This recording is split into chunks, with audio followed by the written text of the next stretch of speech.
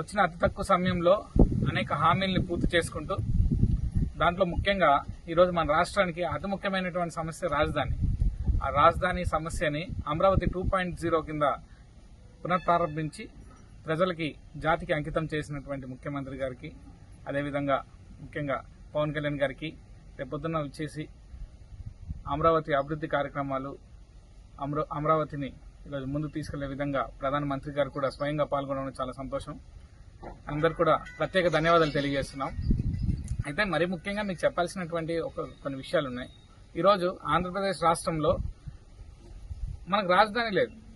రాజధాని లేనటువంటి రాష్ట్రంలో, ఉమ్మడి రాష్ట్రంగా ఉండి మనం విడిపోయిన తర్వాత రాజధాని లేనటువంటి రాష్ట్రంలో అమరావతిని కొత్తగా సృష్టించి సుమారుగా 65,000 కోట్ల రూపాయలతో 217 స్క్వేర్ కిలోమీటర్స్ డిస్టెన్స్ తో ఒక ప్రపంచ ఖ్యాతికి, ఒక ప్రపంచ స్థాయిలో ఉండేటువంటి ఒక రాజధాని మనం నిర్మించుకున్నటువంటి కార్యక్రమం చేస్తుంటే జగన్మోహన్ రెడ్డి వాళ్ళు అక్కడ ఉన్నటువంటి ప్రతి కార్యక్రమం మీద అడ్డుపడమే చేశారు.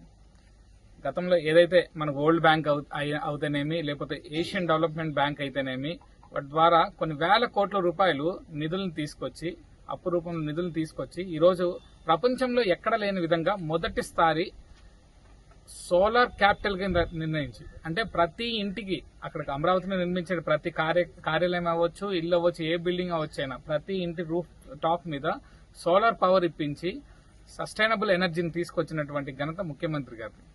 రానున్న కాలంలో ఏదైతే ఈ రినైబుల్ ఎనర్జీస్ ఏవైతే ఉంటాయో, నాన్ రినైబుల్ ఎనర్జీస్ అంతా పోతాయి. కాబట్టి రినైబుల్ ఎనర్జీ, సోలార్ కానీ లేకపోతే ఇట్లాంటి ఎనర్జీస్ అన్నిటి గ్రీన్ ఎనర్జీస్ ని డెవలప్ చేయాలన్న ఒక ఉద్దేశంతో మనకి ఫస్ట్ టైం ప్రపంచంలోనే ఒక సోలార్ క్యాపిటల్ గా పెట్టి మనం నిర్మించుకునే కార్యక్రమం చేశాం. దాంట్లో భాగంగా ఆ రోడ్లు వేయడం జరిగింది, లేకపోతే అక్కడ ఉన్నటువంటి పరిపాలనకు అనుకూలంగా ఉండేటువంటి కార్యాలయాలను పెట్టడం జరిగింది, లేకపోతే పేదలకి టిట్కో ఇల్లు ఇచ్చి అక్కడ టిట్కో ఇల్లుని కూడా అందించేటువంటి కార్యక్రమం చేశారు. అయితే ఇదంతా ఒక ఎత్తు అయితే, జగన్మోహన్ రెడ్డి గారు నాకు ఒక విషయం తెలియక అడుగుతున్నానండి, మీకు అసలు బుద్ధి ఉందా? అమరావతి లేకపోతే రాజధాని లేనటువంటి ఒక రాష్ట్రానికి ఈరోజు ఏదైతే ముఖ్యమంత్రిగా అయిన తర్వాత 2014-19 సమయంలో మీరేం చేశారు? అమరావతి రాజధాని ఉండడం చాలా మంచిదే, మేము దాన్ని పూర్తిగా మద్దతు ఇస్తున్నాం అని చెప్పి బహిర్గతంగానే మీరు చెప్పడం జరిగింది.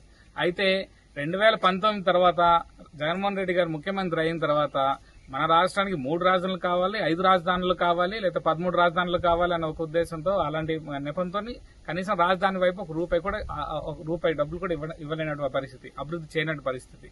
ఏదో విశాఖపట్నం ప్రజల్ని మోసం చేయడం, లేకపోతే అక్కడ ఉన్నటువంటి రాయలసీమ ప్రజల్ని మోసం